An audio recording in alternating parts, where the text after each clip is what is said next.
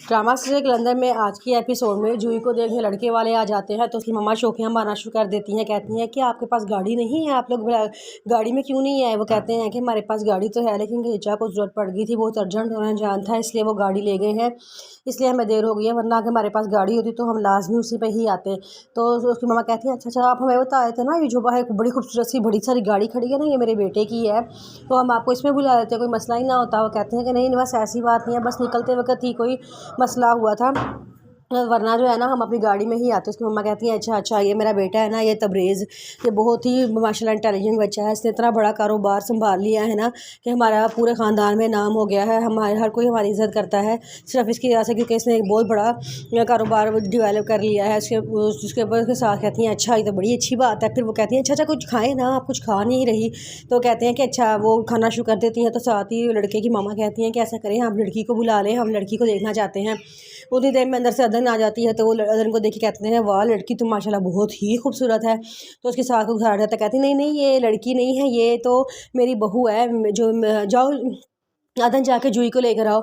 जब वो जूही को लेकर आती है तो देखती हैं कि जूही हंसती मुस्कुराती आ रही होती है और उसने इतना मेकअप किया होता है कि उसको देख के परेशान हो जाते हैं, तो वो उसकी तरफ देख ही नहीं रहे होते। उसकी मामा कहती है मेरी बेटी तो बड़ी ही सीधी सादी भोली भाली मासूम सी है, दुनिया से दूर है, इसको तो दुनिया का कुछ पता ही नहीं है, इस तरह की बातें कर रही होती हैं। तो लेकिन वो जो औरतें अदन को ही देखी जा रही होती हैं और अदन से कहती है कि अदन बेटा आपकी कोई और बहनें हैं आपकी।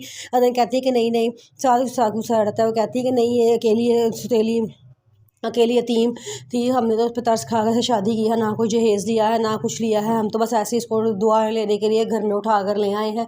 इस पर उनको आंटी को गुस्सा आ जाता है कि कैसी बात कर रही हैं अपनी बहू के बारे में। तो कहती हैं अच्छा चलें ठीक है हम चलते हैं। इसकी मम्मा कहती है कि नहीं नहीं अभी आप बैठे तो सही, भी आपने कुछ खाया ही नहीं है और आपने जूही से भी नहीं मिला। तो कहती है नहीं नहीं बस हमें जाना है, हमें जल्दी है, बहाने बुने बना के खड़ी हो जाती है। तो उसकी मम्मा कहती है कि अच्छा तो फिर आपका क्या जवाब है। वो कहती है कि हम आपको जवाब दे देंगे फ़ोन पे। तो वो कहती है कि नहीं नहीं फिर भी आप कुछ तो बताएं ना।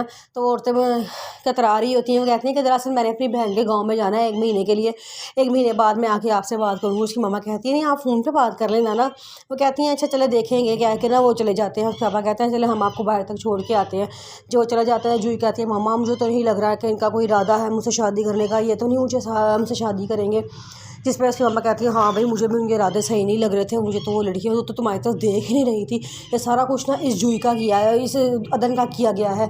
जूही इसको अदन को खड़े होकर डांटना शुरू कर देती है, ऊँची ऊँची बोलना शुरू कर देती है। कहती है कि तुम हो ही ऐसी लड़की, तुमने मेरी खुशियों को नज़र लगा दी है, तुम्हें क्या ज़रूरत थी सामने आने की, तुम छुपी रहती, ये है वो है। उससे बड़ी बातें सुनाती है। ये बातें सुनकर तबरेज़ को गुस्सा आ जाता है। तबरेज़ खड़ा हो जाता है और कहता है कि तुम किस तरह किस अंदाज में से बात कर रही हो, तुम्हारी भाभी हैं। ये कह के गुस्से में तबरेज़ खड़ा होता है। तो उसकी मामा जब देखती हैं कि तबरेज़ को गुस्सा चढ़ गया, वो फटाफट जूही को बिठा देती हैं। कहती हैं कि जूही बैठो बैठो।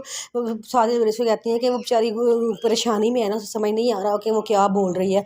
फिर उसके बाद की मम्मा कहती हैं ये अपनी मीठी छुरी को समझा दो, ये जिस तरह की हरकतें कर रही है ना इसको क्या ज़रूरत थी उन लोगों के सामने आने की। तो तबरेज़ कहता है मम्मा वो बहू है इस घर की, उसका बनता था कि वो सामने आए। तो कहती हैं कि अच्छा चलो ठीक है। फिर उसके बाद तबरेज़ कमरे में जाता है, वहाँ जो अदन खड़ी रो रही होती है। कहती है कि मैं जितना मर्ज़ी लोगों को खुश करने की कोशिश कर लूँ लेकिन ये लोग मुझसे खुश ही नहीं होते, हर वक्त मुझसे खफा रहते हैं, मुझे समझ नहीं आता मुझसे ऐसी कौन सी गलती हो गई जिस वजह से ये मुझसे हर वक्त नाराज़ रहते हैं। जिस पे वो कहता है तबरेज़ बड़ा खुश होता है, कहता है कि तुम तो वाकई ही बड़ी मासूम हो।